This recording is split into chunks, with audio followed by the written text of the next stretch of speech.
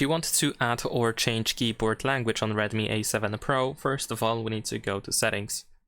Over here in settings, we're gonna scroll all the way down and you want to go to additional settings. Then in here, we're gonna choose languages in input, and then choose manage keyboards, and then you want to go to Gboard. This is the default keyboard that we use on this phone. Over here, open languages, and then you should be able to add a new language by choosing add keyboard. So then over here, you can choose the language that you wish to add. Let's say I'm just gonna search for French. There we go.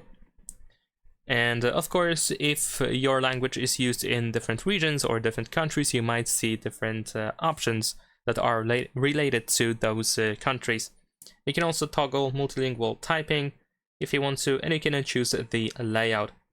And we're gonna tap on done in the bottom right corner in order to add the keyboard. You can also tap on edit in the upper right corner in order to, for example, remove the old language if you don't need it anymore.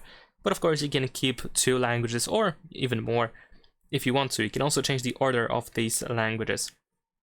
So if you decide to use more than 1 language on your keyboard, once you open your keyboard, you should be able to use this globe icon that is currently highlighted in order to switch to a different language.